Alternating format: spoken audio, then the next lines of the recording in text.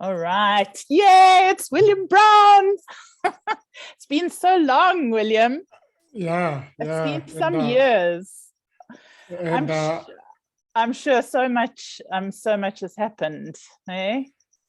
yeah. And I know the last couple of years have kind of been a bit of a whirlwind, kind of Yeah. like it seems like a very accelerated time frame with just so much happening, like Wow. worldwide. But Absolutely.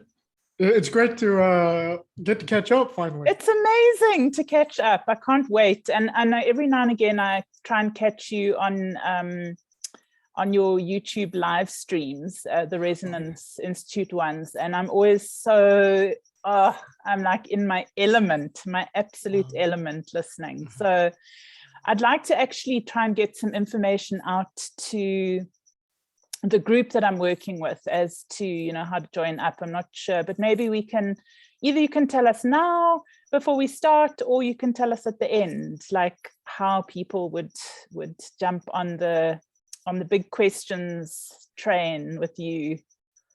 Oh yeah, well, it'd be great to share that information. Yeah. Thank you. Yeah, so definitely one of the easiest ways to interact with our research organization, the Resonance Science Foundation, is via the Resonance Academy. So that is our online educational and forum platform. And it's a worldwide community. It's in at least 3 different languages, more to come. Say Spanish, French, Portuguese. So we have a really strong, inquisitive, global community. So it's just a fantastic place to participate in the explorations of questions of the nature of reality, consciousness, unified physics. I mean, some of the level of the questions are so fantastic. They're really kind of where people are going at the moment, all sorts of things. And there's a lot that has developed in terms of just the dialogue around physics, applied physics, and your work. So, I'd love to encourage people to join the course.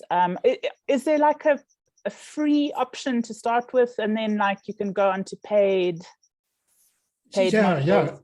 Yeah. So actually, a couple years ago, we made the main portion of the course completely free. Wow. Yeah, so we were at a point where we could finally open it up to everybody. Wow, that's amazing. The main science course, the unified physics course, is available. All you have to do is I think it's like an enrollment, but then there's all the live webinars to go with that.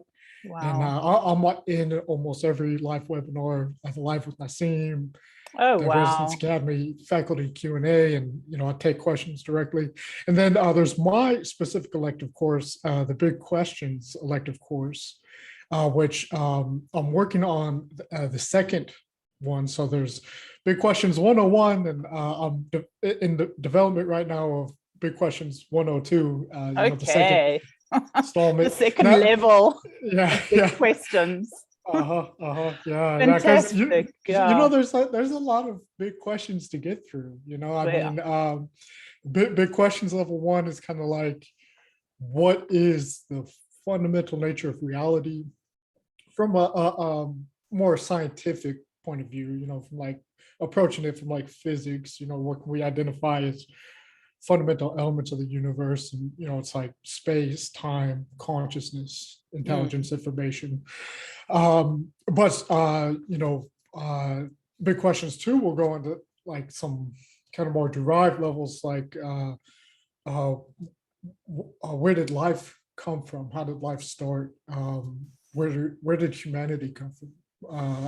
What is humanity? What is it to be human? And so, kind of our past, again, from more of a scientific kind of purview, because it's the Resonance Science Foundation, and then potentially where are we going in the future? What's some potential future trajectories for this thing we call humanity? Humanity, right? Okay, so that's all the stuff that I'd love to cover. So, I mean, we must, obviously this is just a little taste of you, and really just to introduce you to the small course, because I'm running a year-long course on it's like a consciousness adventure laboratory kind of thing. And we'll do constellations work, the family constellations applied in the field, and then also some remote viewing and other sort of applied consciousness inquiries, you could say, embodied inquiries. So, I mean, I know that you and I have spoken about, I think we have touched on family constellations before, but I wondered if I could just ask you to give us a little bit. First of all, can you just give us a little bit of your background for people that are interested in who you are and don't know you at all? It's probably good to kind of set the context for how I approach questions and see things. I have a pretty strong foundation or background in kind of mainstream academia. So I've got a degree, a bachelor's of science degree in cellular molecular biology, master's degree in applied recombinant DNA technology. I did a couple of years of postgraduate work at the University of Hawaii in Manoa. The PhD that they didn't allow you to have because it was way too controversial, your research. Yeah. That's by that time I started kind of getting at odds with the mainstream academia. So exactly. It became apparent before too long that my particular point of views weren't entirely welcome. Right. You found a gene or something that proved that we're not human or not from here? Well, no, it's more just that, there's the question of, if extraterrestrial intelligent civilization were to be interacting with Earth, the biosphere of Earth, is it possible that they could have had some role in the evolution and emergence of humanity? So that's really a very logical kind of inquiry, because it's not too, it doesn't require too much imagination that if we were to find another planet, we might do some experimentation, alter some genetic pathways to see what effects that has on the biosphere and the evolutionary trajectory of indigenous organisms to a particular environment, a particular world. And then there are kind of, seemingly out of place features of humanity, just the level of intelligence that the human species has it just really seems very far beyond any other species on Earth. I mean, there are certainly very intelligent species on Earth, dolphins, whales, elephants, which are just immediately, you can see it's very intelligent. But, they don't do calculus or build spaceships. You found the missing link and it's not from here, right? It was really I was doing a master's thesis research project, and my question was, okay, so from a Darwinian evolutionary paradigm, humans share a common ancestor with chimpanzees and bonobos. And so I was a geneticist, and you could see that in the genome because 98.5 to 99% of our genes are identical. So the situation is that if you were to give me a gene that you derived from a chimpanzee and a gene that you derived from a human, and I were to just have those two sequences in front of me, I couldn't tell you which came from which. They'd be identical. So the differences in these species are not coming from the genes. Oh, interesting. Now, of course, the simplest explanation for why we have identical genes is because we share a common ancestor. And so that's why, like, I don't posit that humans aren't from Earth because, we share 60% genetic identity with bananas and fruit flies. Okay. So I mean, if we were truly like from some other place, how do you explain this like exact sequence homology in our genomes with every other species on the planet virtually? But so, the differences between these two species is not coming from the genes. And that's kind of an interesting thing, especially if you are following like a very dogmatic Darwinian kind of model of explaining speciation and the emergence and origin of species, because the idea is that genes make phenotypes, and over time, small changes in genes lead to small changes in phenotypes, but over time, those small changes become highly divergent and you have like two different species. But that's not exactly what you see. It's not exactly what you observe. In many cases, you can even have like punctuated divergence, punctuated speciation. That happens to involve what are oftentimes called non-protein coding gene segments. Now, the non-protein coding gene segments make up about 98% of our genome. Wow. Yeah. So these are not trivial or insignificant portions of our DNA. And so now that was where my research led is, okay, this is where the differences are emerging. And that idea has indeed borne out, and that these non-coding regions of our genome, and that that central principle of a gene makes a protein, makes a phenotype. These sections of the DNA don't really follow that, so they're kind of non-protein coding DNA segments of the genome. What they do is gene regulation. So they'll oftentimes be involved in regulating large networks of genes, protein coding genes that do make a protein that control a biochemical process resulting in a phenotype. So these are regulatory sections of the genome. Now, so that's 98% of the genome. Is a good portion of that 98% is involved in gene regulation. Now, what's really interesting is that about 50% of that 98% is what are called retroviral endogenous elements. That is, they're viral sequences. Wow. Yeah.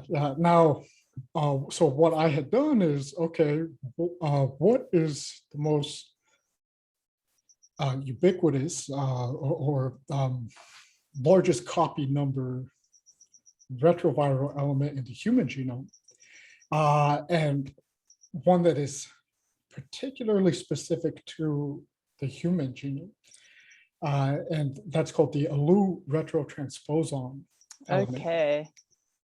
Now, that element is found in other primates, but again, the idea is that it was inserted into a a common ancestor, but it's only active in the human genome.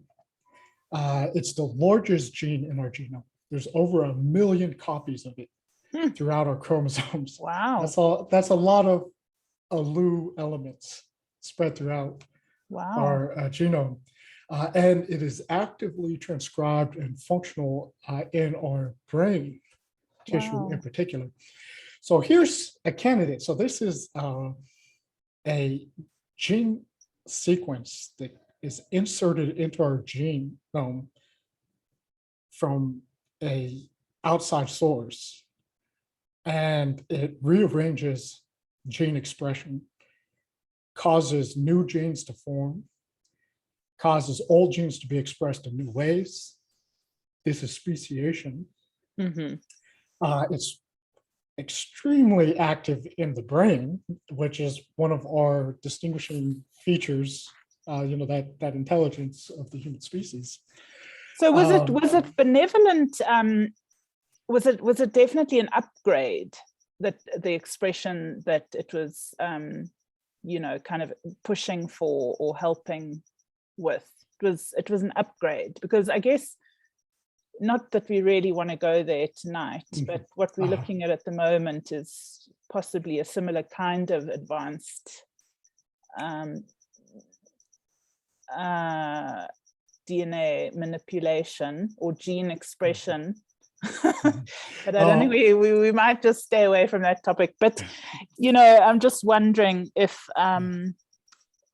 what you saw is that it upgraded us.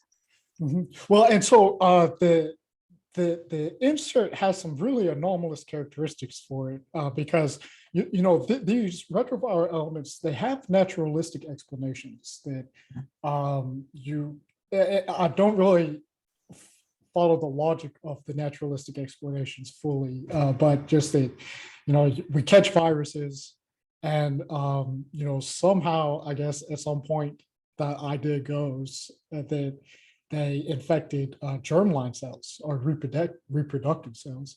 And so they became incorporated into our genome. That I'm a little uncertain about how that has a naturalistic explanation. But this element, it has what appear to be engineered characteristics to it. What I interpret as being potentially engineered characteristics, albeit anything that appears engineered could possibly have a naturalistic explanation. But, you start to take all the factors into account with this particular element, and it makes a fairly interesting potential as being an engineered element that was introduced into a ancestor of humanity that did cause a change, particularly in brain function. Now, whether you consider it an upgrade, that's kind of a matter of perspective, Yeah, I mean, I guess in the sense, though, that it did appear to have roles in increasing the intelligence of our species. In that sense, it is an upgrade. And I just say, is it an upgrade just because, like, intelligence can kind of be a double-edged sword, right? I mean, especially if you're kind of at the middle ground of intelligence, where you're like smart enough to know how to make a bomb, but you're dumb enough to use one. Right. Yeah, exactly. Exactly. That's kind of a dangerous situation. Yeah. And that's kind of where humanity is at. Is at right now. Again. I mean, unfortunately. Yeah. Yeah. So, but like I have a whole theory on what is going on with all of that. It's like following from what used to be a supposition that extraterrestrially intelligent civilizations are visiting Earth. That used to be kind of like, I could hypothesize that. Now I can point to pretty good evidence that shows it is fact. particularly like evidence that has been released by the United States Pentagon of Okay. that they have videos with high-tech equipment of interactions with unexplained aerial vehicles. Okay. How kind Vehicles. of them to finally give us a blurry picture. But there's like comedians though who are making jokes about it because they released it during kind of the height of the COVID pandemic, and nobody cared. It's like there's comedians like, did you know how crazy the last couple of years have been that the US government released videos of UFOs and nobody cared? Yeah, no, exactly. Yeah. I know, and it was quite a pitiful showing as well. I remember not thinking it was all that exciting. But anyway, yeah, I think we were so much in a crisis. But that's so William. And I want to hear about other things as well, but I want to just make sure, how much time have you got? Because I just want to ask you a couple of specific questions around, I know, the morphogenetic field and Rupert Sheldrake's work and your work and the science of consciousness and where it's at. And there's quite a few things. So I just want to know how much time we've got. I was thinking like, certainly we can go for an hour, Okay. and then maybe kind of see how much of the conversation we've been able to address. Okay, that's and great. Get to. Yeah. That's great. Okay. Okay. So, and I remember because I met you at Michael Tellinger's conference initially, and I think that was 2011 in South Africa, the science consciousness, UFO science and consciousness. Was that around 2011? 2011. And you spoke about the fact that the DNA is not the blueprint, right? That the blueprint is coming from consciousness. Is that was the essence of your talk? Yeah. Those ideas have been developed quite a bit since 2011. I've had the opportunity to work directly with that theory with the physicist Nassim Harramein, and so we've really been able to develop this idea quite a bit, and it really is the idea that that the DNA is oftentimes presented with the kind of simplistic analogy that it is a blueprint. And what I had discussed at the 2011 conference is just that most of what the human genome is doing is it has spatiotemporal programs of expressing proteins in particular locations at specific times. And certainly that is involved with the process of morphogenesis, the development of form and function. But the underlying premise was that the blueprint, if there were such a thing, what we could think of as a blueprint, is not in the genome per se, not in the DNA in and of itself. There's not a geneticist alive that they could look at a list of genes and their positions in chromosomes and be like, oh yeah, obviously that makes an elephant's trunk. Okay. And the thing is that even if you were to identify the complex network of genes and their spatiotemporal program involved in making an elephant's trunk, if you were to take that section and put it in a different organism, let's hope nothing like that is ever done, but let's say you were to do that, take that program that you've identified, it's correlated with the development of an elephant's trunk, and put that into a donkey, the donkey isn't going to develop a trunk, an elephant's trunk. So it's like, for one thing, it's a large, interconnected, holistic interactivity network that is the genome and genes. And so,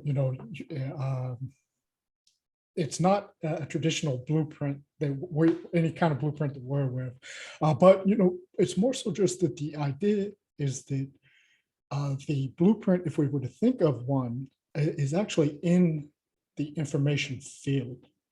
Right. And what drives the information field? What codes it? That is the subject of an entire paper that me and That's Nassim. okay. So I mean, simplistically, it would be your level of consciousness, or I know maybe you say awareness, right? Your awareness levels. Your consciousness would code the field? Well, you can interact with the field in that way, but everything is being constantly informed by this universal interconnected field.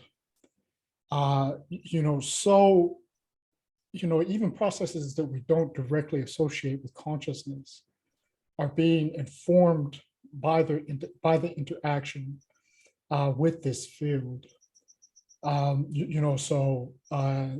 Even something like, what's a good example of that? The way that,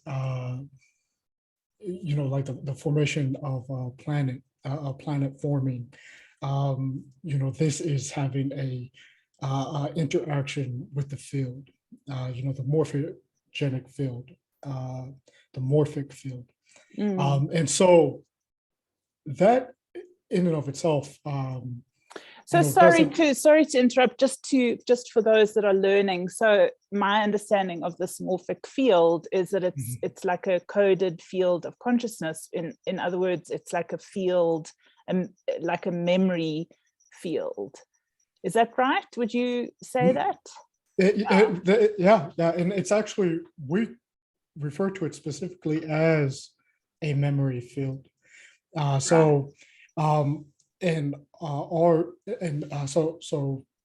Nassim Harramein, and also we worked with the astrophysicist Dr. About Baker.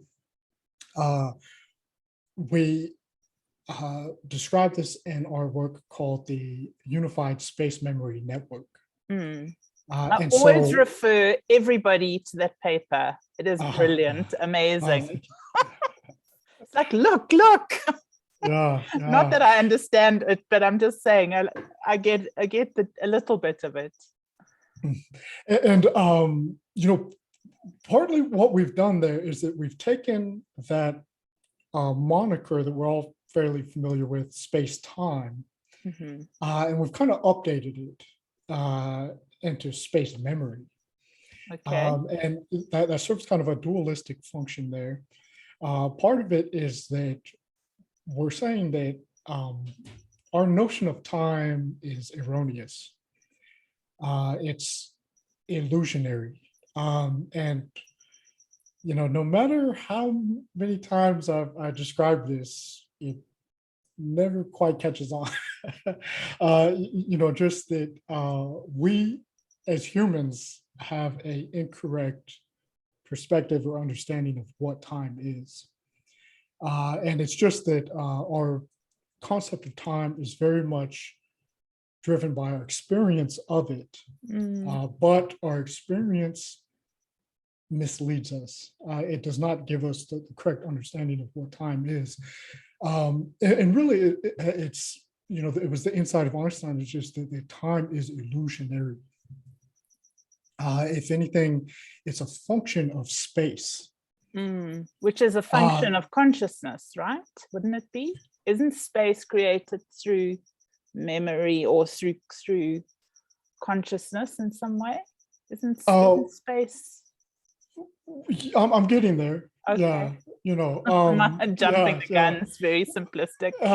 yeah. Well, so it's just that space has information properties to it, and indeed, many of the most advanced physics concepts coming out nowadays are starting with the premise of this information content that is giving space its properties, that is causing space. That it starts with those informational properties, information structures, dynamics, information exchange, encoding, information encoding, so memory. Now, what we do in the Space Memory Network is indeed we identify those information processes as being one and the same with intelligence, awareness, consciousness. And so Yay! again, It's awesome. and so it is absolutely foundational. Wow. And at no point do you have something where there is not the property of awareness or consciousness. Any physical event in the universe, any physical structure in the universe, fundamentally, the information structure and information dynamics that underlie its physical properties, those are one and the same. Those information processes are one and the same with intelligence, awareness, i.e., consciousness. Wow, that's absolutely amazing. That's so exciting to teach people. So what I want to do is just jump into something a little bit grounded into the course that I'm offering, which is around family constellations and remote viewing. And what I mean, I think that's in a way this linear sense of time, like as if we only have one generation of ancestors, that come in one direction, it's kind of a little bit outdated. So, the work in a way it's changing. So people used to do a lot of work with ancestral fields and sort of looking at the traumatized fields that were carried forward in the memory, and then see what they can do to shift the memory that is carried in the field. And then that would quite significantly shift that person's direct experience. But I think that we are becoming so multi-leveled now that it's quite hard to work even with a linear ancestry anymore. I mean, it's like, who do you work with? You work in every direction with who you are, I mean, I don't know what you think about that, in which direction do we work with this field? And I think so many people are really maybe now more excited about learning to maybe like find the human, the advanced human, which is what you say you're going to go into in the big questions, like where are we going? How can we create this this being that we really are, we are able to be. And so, if you could just touch on the science or the physics or whatever, or the understanding, how you would talk about how do people like create, for example, just create wormholes in front of them with their minds to travel through, or obviously bilocation, teleportation, telepathy, all of that is coming for us into the field now. But I don't know, do you think there's still ancestral healing that needs to be done, like as well as the other stuff? Yeah, well, the question of interacting with the ancestral lineage, it's certainly a good thing to do. It can certainly be beneficial. There are some considerations on exactly what you're doing, when that's being done. I mean, for instance, you have a exponential increase in the number of ancestors with each generation that you go back. It's what's called a geometrical increase. So, you have 2 parents, 4 grandparents, 8 great grandparents, 16 great great grandparents, 32 great great great grandparents. Yeah. Now, that's 4 generations back. Now, it doesn't take many additional generations before you start talking about thousands of ancestors.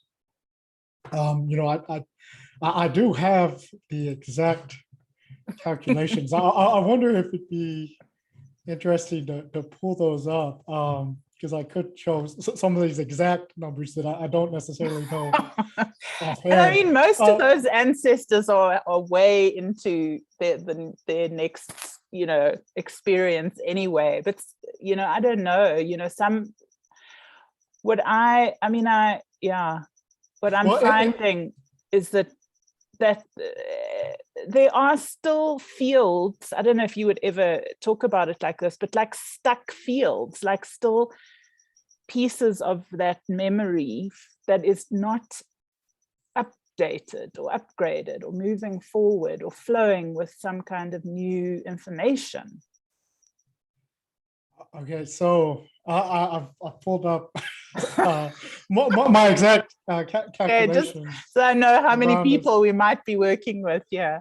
Yeah. So and it's really some pretty interesting information to consider, and because it's really informative on who you are and even what you are, to consider that. So let's see, if you go back about, what's a good number here? Let's say 240 years ago. Mm-hmm. There would be about 4,096 people alive that are your ancestors. Wow.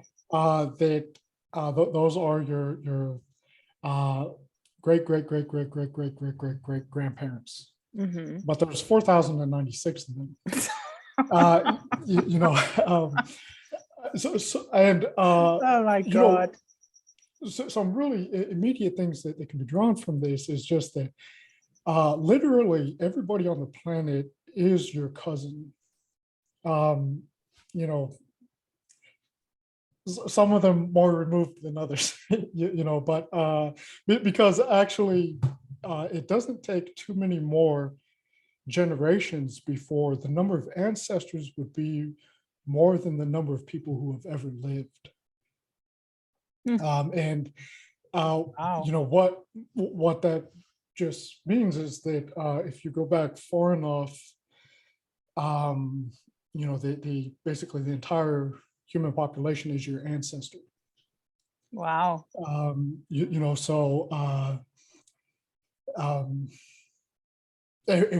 You're related to everybody on Earth, essentially. Wow, some a little amazing. bit, some a little bit more closely than others. But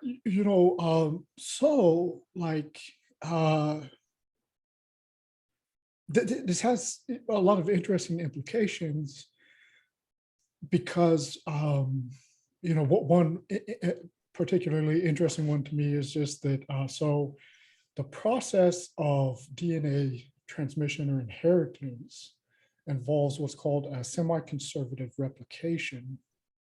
So you have the 2 strands of DNA, and they unwind, and those 2 strands become 4 strands. Now, so you had, and so now you've got 2 pairs. That becomes the reproductive cells that become a new person, right? That's how we replicate, reproduce. Now, those initial two strands are quantum entangled. So it's actually like an entanglement structure that holds the double helix together. Now, during semi-conservative replication, I believe that entanglement structure is retained, so that when the DNA is passed from your mother and father to you, that entanglement pathway still exists. And we were talking about the information field, the memory field. Right. So that entanglement structure is a geometry, a geometrical configuration in space. Yeah. And so there's an entanglement web, a connectivity web, an entanglement structure at a quantum mechanical level between you and potentially every person on Earth. And then, so certainly with, your ancestors. And so, interacting with that information structure can certainly help to increase the strength of resonance of, certain programs of information that are very beneficial. If there are certain programs of information that exist in that structure that are detrimental, you could perhaps help to heal those Yes, programs. absolutely. Yeah. And so that's a great thing to do, But again, I offer kind of a perspective from the unified physics of things, just that there is no like linear time. So you're not actually interacting with the past. Right. You're interacting with essentially a parallel universe that is coexisting, that you're connected to via the information structure of space, the entanglement Interesting. network Wow, of that's space. very interesting. Okay, So past life regressions. Yeah. All of these things are you're basically interacting with other versions of yourself and other parallel universes that that you would call like the past. Right. But the past is not a real thing. It's more like a landscape of. It's a landscape, and everything's happening of now. Time. Right. Yeah. Just like if it's a landscape and you're standing at point A and you walk over to point B, point A doesn't cease to exist. Point A, location A isn't now in the past and it's gone. It's still there. You're just at location B. Right. B. It's the same thing if you're at Yeah. time A and time goes by and you're at time B. It's not that time A is now the past and doesn't exist or something. It's all existing concurrently. Yes, I absolutely, bring that into my work. And so that's what I'm saying. There's not the sense of this linear time frame in which, people are working anymore. So that's great to keep in mind. It's not like there's a past life and a future and this and that anymore. But, so just you brought up the point of connecting with the future self. Yes. That's a very real possibility. And again, it's just that's a concurrent version of you that exists now. And you can reach out and connect via resonance, morphic resonance. Yes. And future selves, many future selves, many on many different in many different locations, right? Yeah.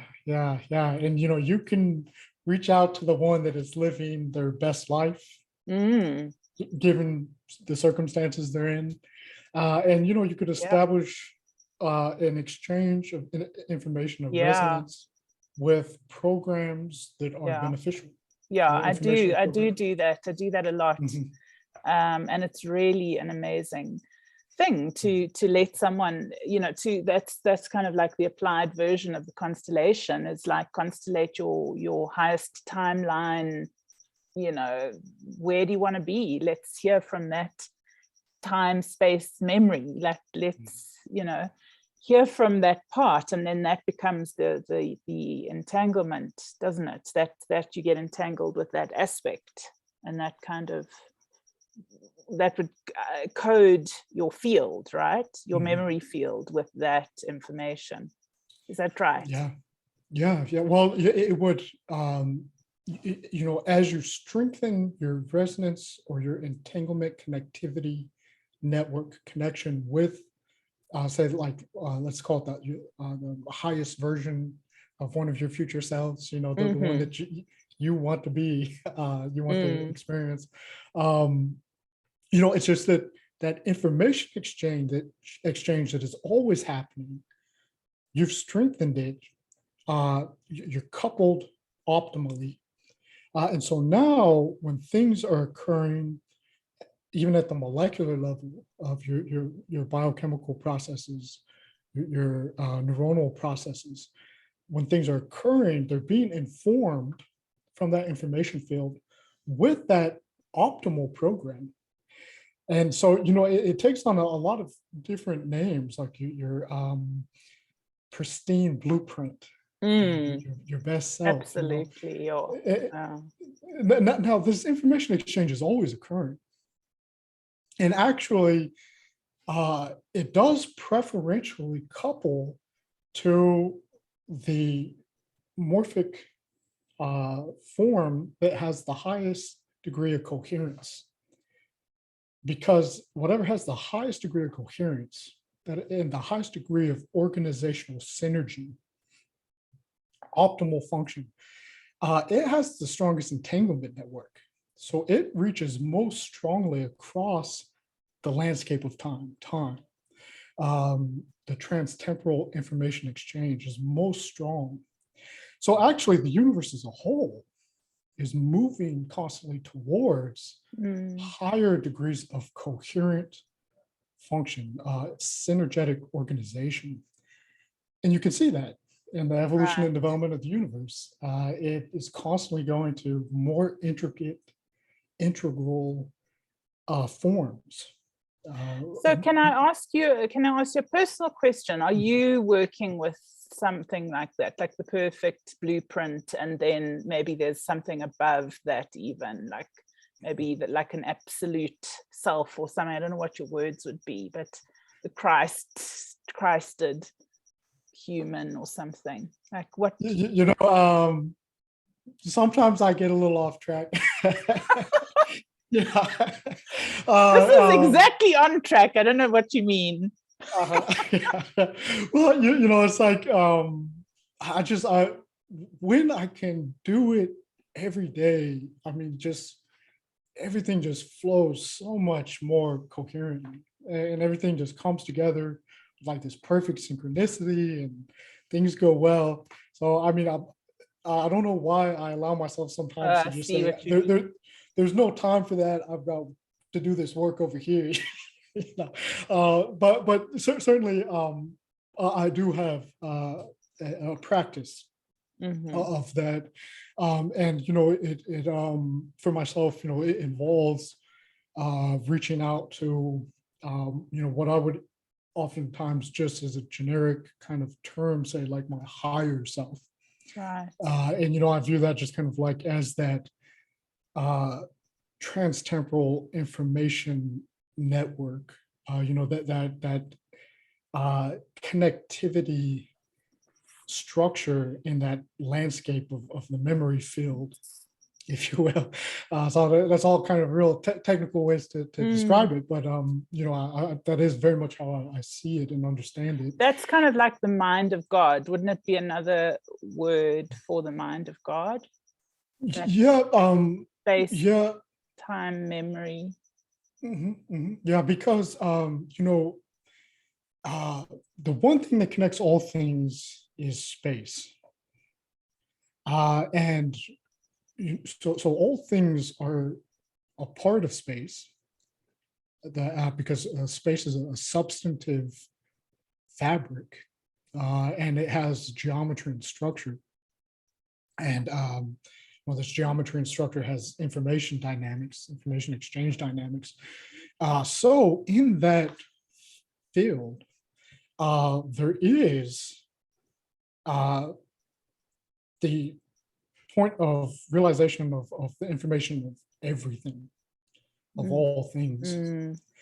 And it's holographic. So that means that the information of the whole, in this case, the universe, all that is present in any particular subunit that you can identify. So let's say we're going to take the smallest matter particle, the proton. If you look at its holographic information density, holographic energy content, that is, what is the energy value of the space in the volume of a proton? It equals the energy content of the entire observable universe. Wow. All the physical matter, dark energy, light, all the energy of the universe. And it's like 10 to the 55 grams of mass energy. That's the universe. The holographic mass energy of the proton is 10 to the 55 grams. And what we believe that's showing is just that it's holographic. So the information of that whole is in the proton.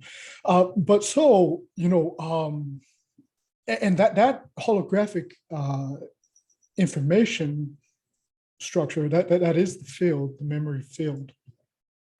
That kind of gives you an idea of how much energy and information is in this field. It's like hyper astronomical values. That's why it can contain the information of like almost any possible conceivable configuration of space-time. Any possible outcome is encoded. The information is in that field as a memory because it has that capacity. But so if you had instantaneous access to that information, a good term for that would be the mind of God, because that's all of a sudden you're experiencing everything in existence all at once. Right. And I have access to that. That ever was and ever will be in all directions. Yeah. Amazing. And so I mean that's amazing that we connected to that. That's omniscience. Yeah. Which or, I mean is, or that we are that at some level. We are that. Yeah. Because that information that is involved in generating what and who we are. Not in our conscious awareness, though. No. It's at much deeper levels than what our everyday awareness is. Our everyday consciousness is aware of. Yeah, that's beautiful. And I think, I mean, there was this question from this one person in the group that I wrote to you about. She said, surely if something comes into existence, it must be a duality, I asked you to answer the question, what is the science of non-duality? And maybe you could put that out, because it's such a lovely, and what is the terminology of that? Is it, I don't know, is it tied to the quantum vacuum? I mean, I really don't know. Yeah. Well, I think it really is probably one of the deepest philosophical questions, metaphysical considerations that we can have. Because, and the way that I understand it, certainly from this more of the scientific approach to working with the idea, is just that at a fundamental most level, there is no duality. There is just a oneness.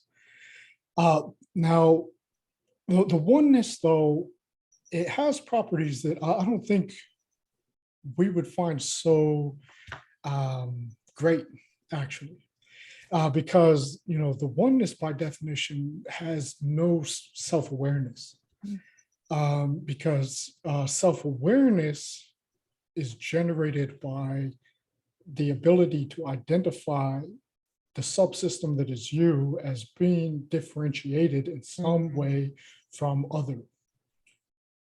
If there is no differentiation, no experience or awareness of differentiation, there's no self-awareness. There's just a awareness of completeness, of oneness.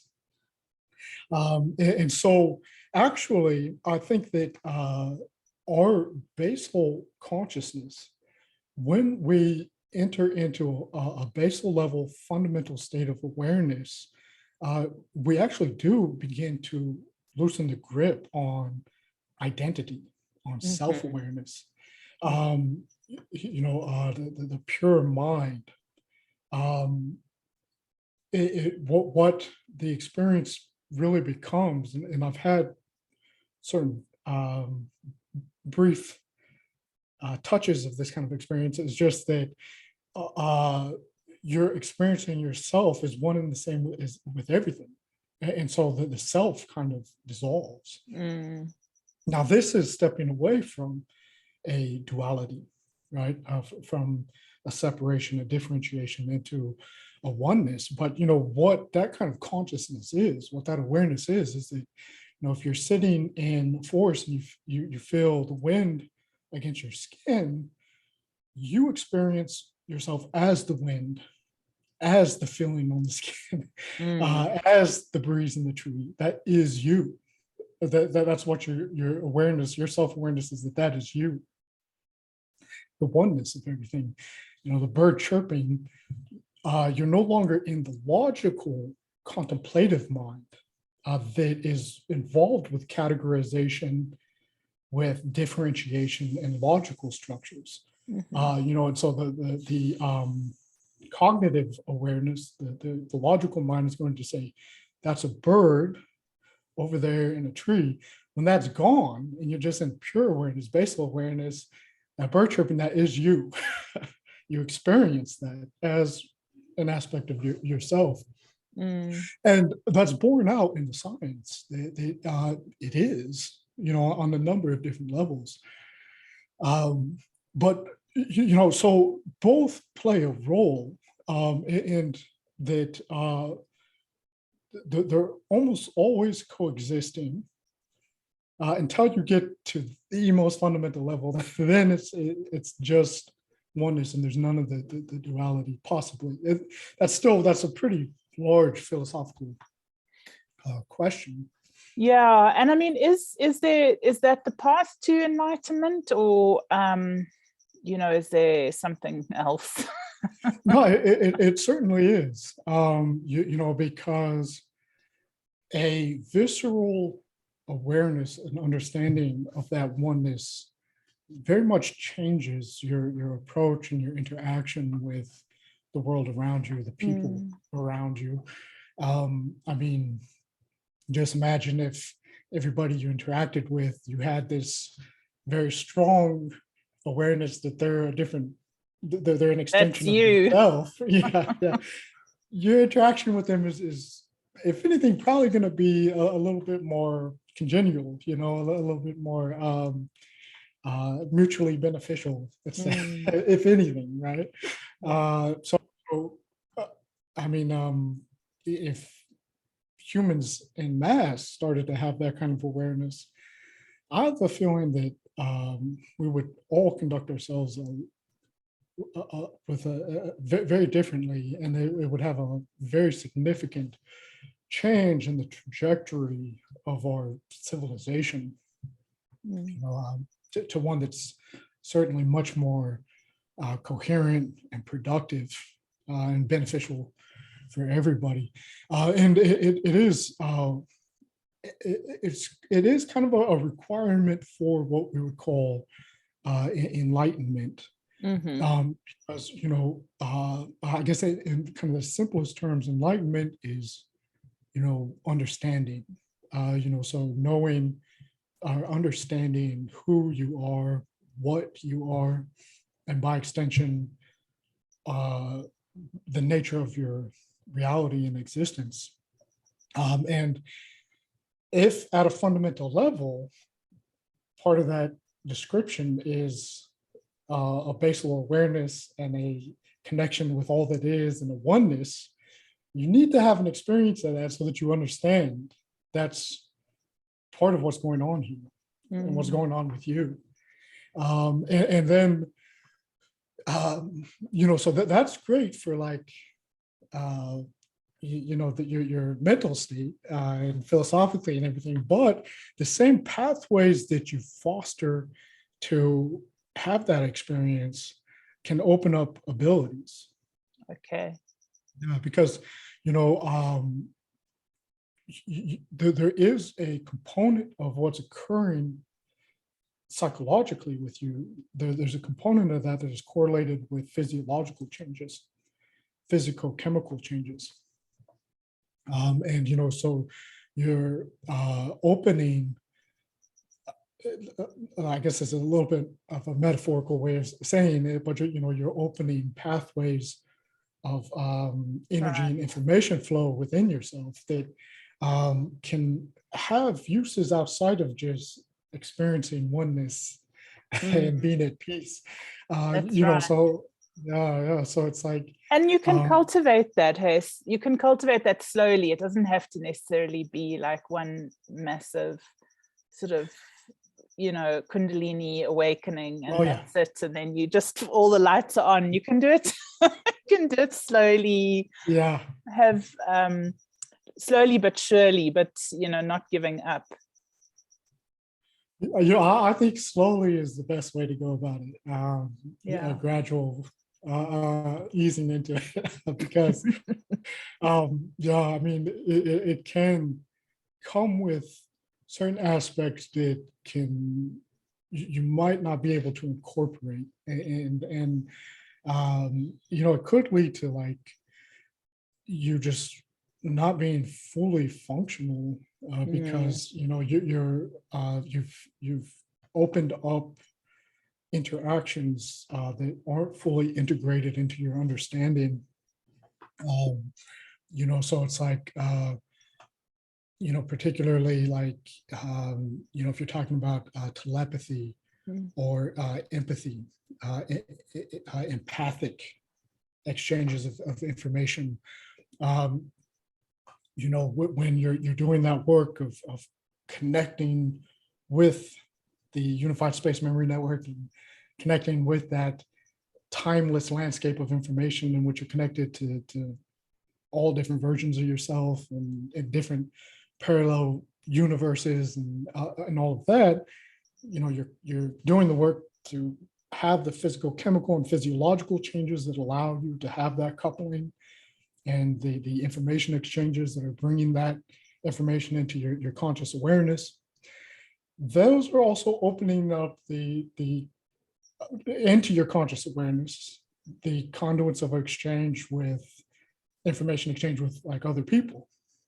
Okay. Now those are always occurring, but I think for the most part, it's occurring below our conscious awareness. So it's for a large part, a lot of it is subconscious information exchange.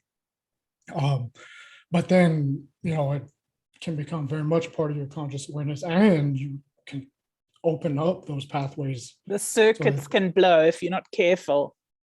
Well, yeah. Because the current flowing in is so much from everywhere. You have to, it's your nervous system here has to be developed.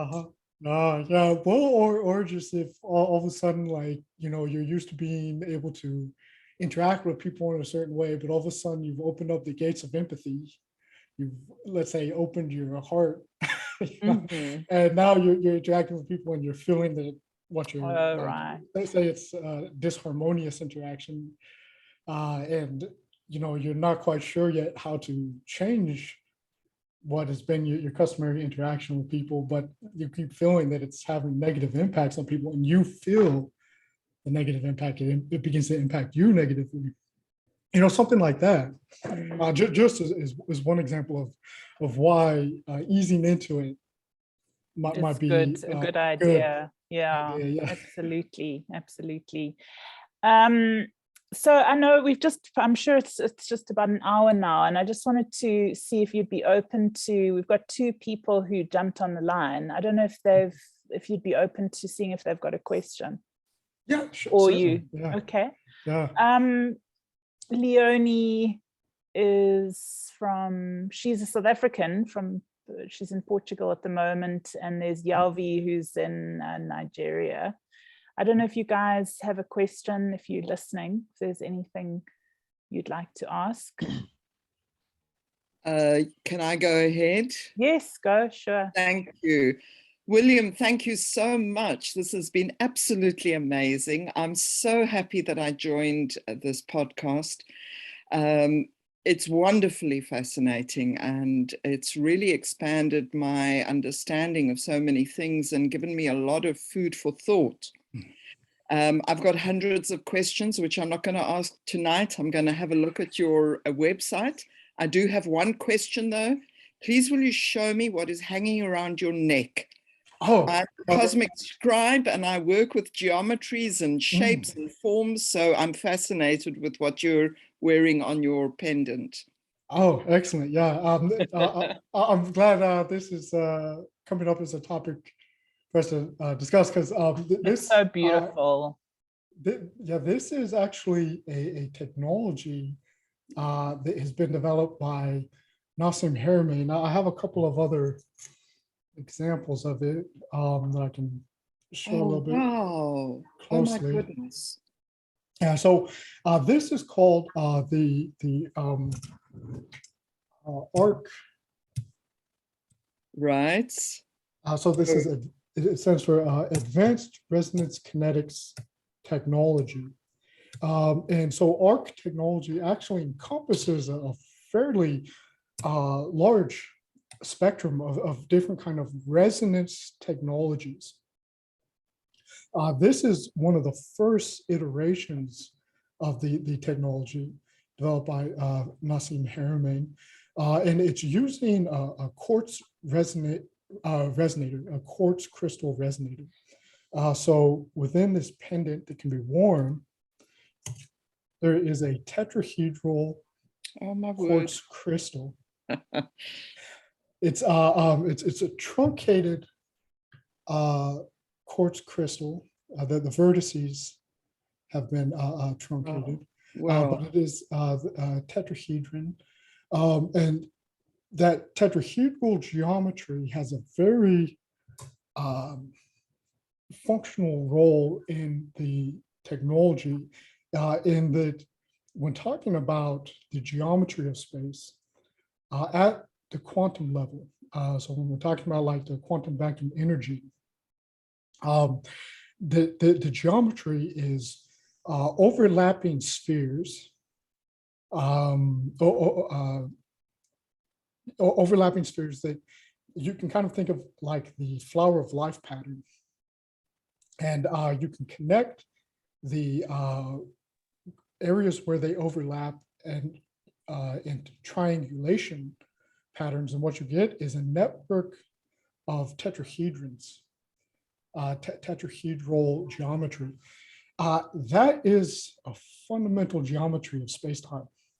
The tetrahedral geometry that formed from the triangulation of these overlapping spheres. The spheres, in the scientific terminology, they're called Planck spherical units because they're the size of the Planck length, which is a fundamental unit of measurement.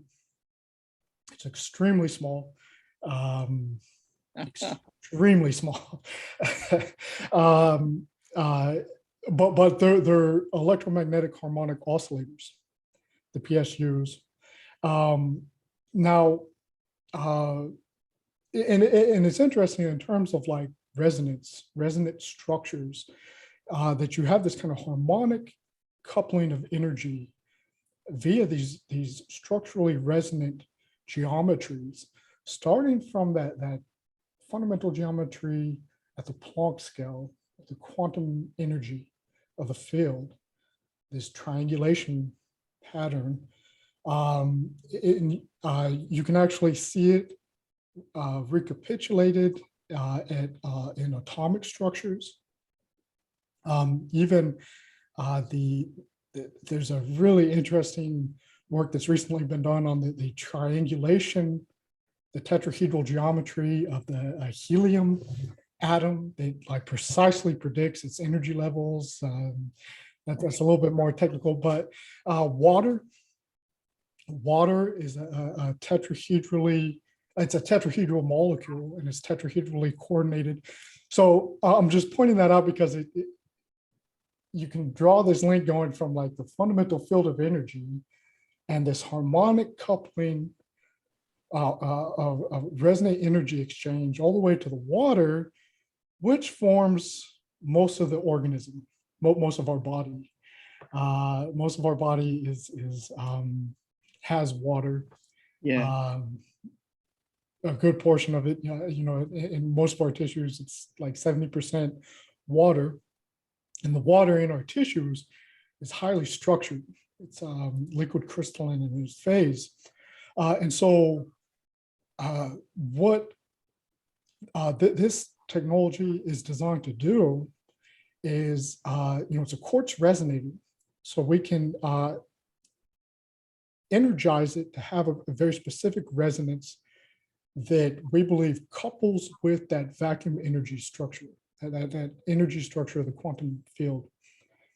And then, so it now has this coherent field of energy that when it's interacting with materials that are in the vicinity of its field, being generated by the resonance of the quartz resonator, it will increase the coherent structuring or organization of the materials in interaction with them. So for instance, water. I'm blown away. Well, I can't water. tell you how I'm blown away by what you've just shared with me, William. We believe that, so water is tetrahedrally coordinated. So we think there's a really strong structural coherence organization with it. So we have these specially designed water bottles, essentially that can house the arc crystal quartz resonator, and it brings it up into, I don't know if you can see it. That's a super sophisticated way of charging the water, which is what's so amazing. I mean, a simple question: what are you wearing around your neck? Expanded into this incredible exchange of information. I'm so grateful, because at the moment I'm busy working with water specifically, and I'm charging it on my codes and putting it into the land to renew all life in this small little valley, in this little village where I live. So this has just given me something else to expand into. It. I'm so grateful. Beautiful. Thank you. And I'm sorry I can't put my video on. I'm off grid, so I work on solar power. And if I put my video on, it would be black. Okay. Well, thank you for the question. I'm really excited to have got to share that, because yeah, that technology is available, and it was designed with that in mind for people like yourself who are doing that kind of work of restoration, rehabilitation using water, because water is central to life. Absolutely. Living systems.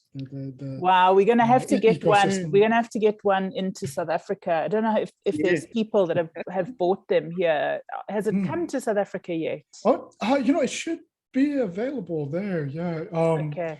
Because they're available on the ARC website for purchase. So I'm sure that there's folks in South Africa that have some. I can't help but share now. I can't help but share that they have a lot of really great uses. So they're modular. So this is a star tetrahedron Merkaba. Wow. Stella octangula. It's 8 My goodness. the arc crystals. So they have a rotating magnetic field, so that they can be brought together into larger geometric configurations, because, it's very much about geometry. And, so bringing 8 of them together like this kind of has a non-linear effect in their functionality. Beautiful. The whole is greater than the sum of the parts. And doesn't Nassim Harramein actually sort of produce those crystals? He does, and it's kind of grown from like a 0-point energy field, right? Yeah. So they're extremely pure, you could say. Oh yeah.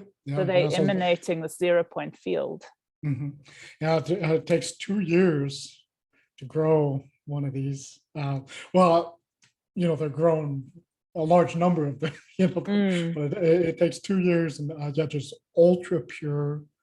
So the engineering term for that is electronics grade quartz, optical grade quartz, because the quartz resonator, it has a lot of applications in technology. I mean, like the atomic clock, the heart of it is a quartz resonator, one of these.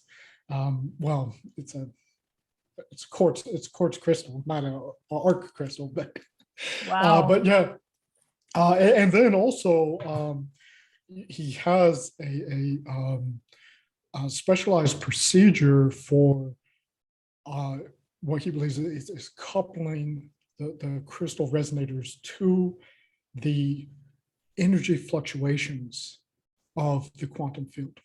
Wow.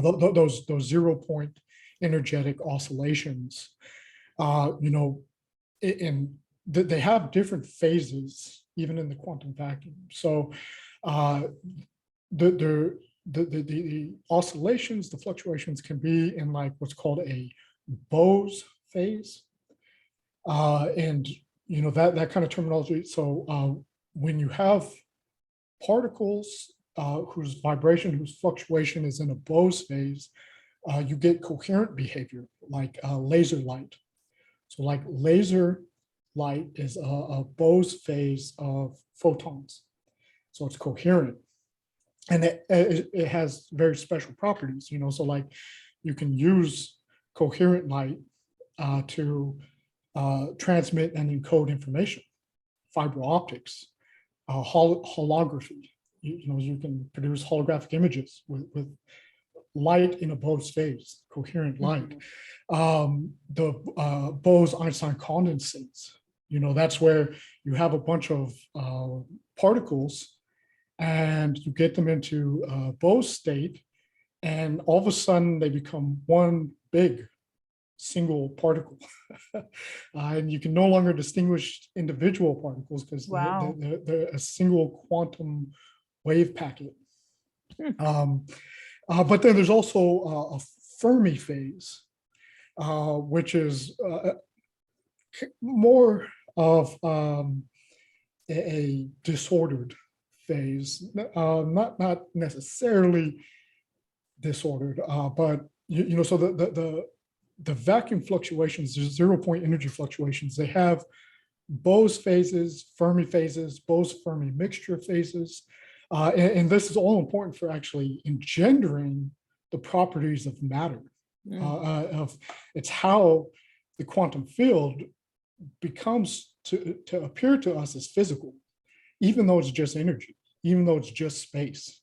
There's at the fundamental level, there's almost no difference between what we perceive as empty space and particles, other than the coherent fluctuation of the energy. So basically, though, with a coherent frequency, coherent resonant coupling, Nassim has a procedure to couple the arc crystal with those coherent phases of the 0-point energy fluctuation. So can we time travel with that thing? Well, can we teleport? You're not allowed to say. Yeah. Well, because certainly anybody who purchases one of these from the company, don't expect that you're going to be able to time travel. But I would say, I would say theoretically. Claws aside, right? I would say theoretically though that every person has the capability to time travel, and these can act as amplifiers for that ability. But it still be mostly what you're doing with right. But they can act as like amplifiers to facilitate that kind of energy, to create that coherent field of what you're focusing on. Because does it bring more 0-point energy into your field? Well, you could think of it that way, but it's more just that the energy that is now flowing is more coherent. Okay. And so that has a lot greater organizational impact. So, there's always a constitutive exchange of information, of energy, two terms for the same thing, energy, information. There's always a constitutive exchange occurring with everything, just because the form and structure of our physical world is a result of interaction with the morphogenic field, with that morphic field, which, at the foundation is the 0-point energy fluctuations. Now, it's just that there's different degrees of the coherency of that energy exchange. And just in cases where the coupling and the exchange is maximally coherent, you're going to see much greater effects. And the effects are going to be much more beneficial in the sense of increasing organizational synergy. So structuring things in a way that is optimal.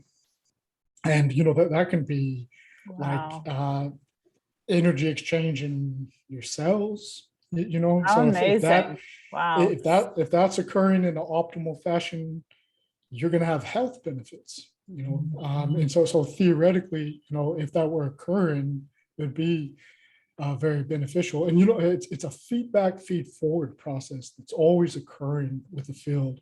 And that explains everything from like physical properties of matter in the universe to karma, synchronicity, experiences of I was just thinking about that and then it happened. Well, it's because you're in a constant cycle of information input and feedback with that information field, that memory field. And when that information exchange is coupled very strongly and it's very coherent, your powers of manifestation are much more efficient and much more noticeable. Wonderful, beautiful. Yay, that's exciting. We definitely have those on our wish lists. Okay, Yovi, would you like to ask a question? Are you there? Yeah, I'm here. No, I don't have a question for now. I'm just enjoying the teaching of William. It's amazing, wonderful. Thank you very much. Thank you, Yovi, for joining us. Thank you. Okay. William, we could speak all night, but I don't want to overuse your time, and it was absolutely amazing to be with you again, and we will definitely find you. I'm going to encourage the people that are joining the course to join in on your courses so that we can find you there and be with you there, and also see if we can get some of these arc crystals around our necks. Yay. So amazing. Arc Crystal LLC, I think if you Google that. Yeah, it's like another kind of, it's like the arc of the time that we all need, really. Forget the ship, that the boat that we need to float on. It's more like float our own boat. Yeah, well, there's definitely some interesting parallels, between that, because you've got like the Ark of the Covenant, Right. where it was received by Moses in Egypt and in Mount Sinai, and brought to the Temple Mount in Jerusalem, and there's definitely a lot of interpretations of exactly what that means, but one interesting idea is that it was an actual technology that was housed in the pyramids, because Mount Sinai is the mound of the moon, and the Great Pyramids, some believe were like the Sun Pyramid, the Moon Pyramid, the Earth Pyramid. So the Ark was taken from the Pyramid of the Moon by the Israelis, and and you read the descriptions of it. It was this huge vortexing structure. It's like it, so there was like some structuring of space-time occurring, a very energetic vortexing. So it kind of is, let's say, inspired to a certain degree by that ancient technology.